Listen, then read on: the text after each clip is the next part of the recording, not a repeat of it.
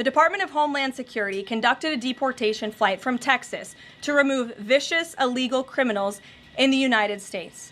All of these individuals were sent, or are trying to be sent, to a third country. And President Trump promised to get vicious illegal alien murderers, rapists, and pedophiles like these out of our country, and he is trying to deliver on this promise. But no matter how upset this makes Democrats, we will continue to deport these monsters to keep Americans safe. And here are the heinous individuals who were on that flight. A Cuban national, convicted of homicide, armed robbery, false impersonation of an official, kidnapping, and robbery strong-arm. A Cuban national convicted of attempted first-degree murder with a weapon. A citizen of Laos convicted of first-degree murder and robbery.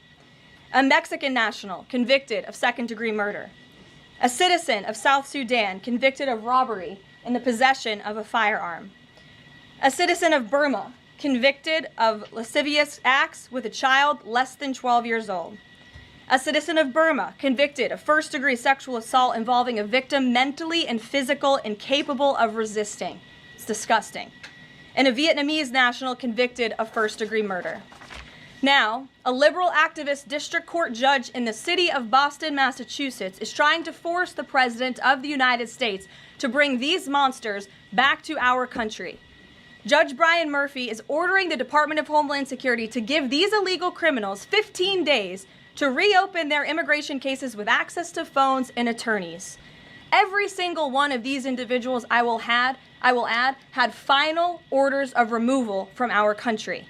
And now Judge Murphy is forcing federal officials to remain in Djibouti for over 2 weeks, threatening our U.S. diplomatic relationships with countries around the world, and putting these agents' lives in danger by having to be with these illegal murderers, criminals, and rapists. This is completely absurd. Judge Brian Murphy is not the Secretary of State. He is not the Secretary of Defense or the Commander-in-Chief. He is a district court judge in Massachusetts. He cannot control the foreign policy or the national security of the United States of America, and to suggest otherwise is being completely absurd. According to new reporting about this judge, he's a registered Democrat in Massachusetts who during his Senate confirmation hearings failed to disclose his ties to a radical left-wing organization that claimed the word illegal to describe illegal aliens was inherently prejudicial. This massive judicial overreach by Judge Murphy is part of the same opposition our administration has faced since day one. Radical left-wing judges are egregiously trying to stop President Trump from using his core constitutional powers as head of the executive branch and commander-in-chief. These judicial activists want to unilaterally stop President Trump from deporting foreign terrorists and keeping the American people safe. Nearly 80 million Americans re-elected this president to deport illegal criminals from our homeland, and polling consistently shows that 90% of Americans want illegal alien criminals, especially those with final orders of removal from our country, who have chosen to continue to stay here illegally. Americans want these people sent home. We hope the Supreme Court will continue to rein this in as soon as possible to restore proper constitutional order in our country. We'll take some questions. And here in our new media seat today, we have Jillian Michaels.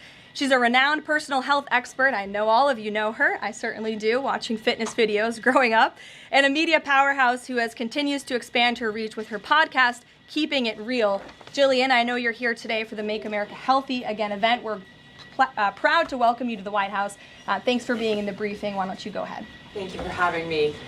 As a MAHA mom yourself, how do you interpret the significance of this report in terms of delivering measurable health improvements for Americans and their kids, and what specific actions does the administration plan to take in response to it? Sure. Well, thank you for the question. And again, thank you very much for being here.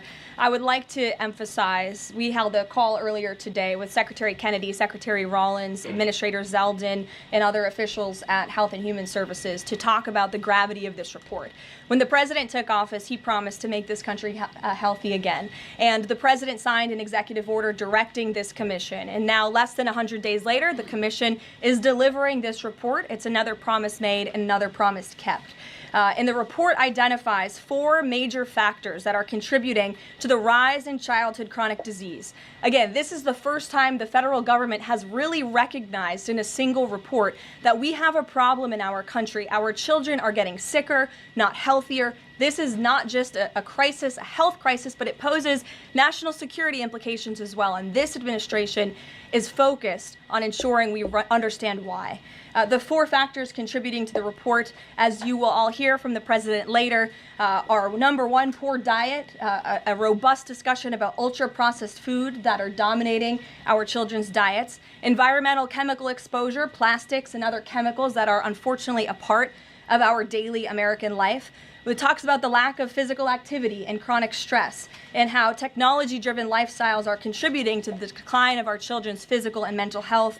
And then lastly, the report touches on the over-medicalization that's taking place in our American society, nowhere else in the world, but just right here in the United States of America. And the report directs the entire administration to understand why these issues are happening and what public policy can the administration implement to ensure that we are fostering a more healthy country for our children. So I'll leave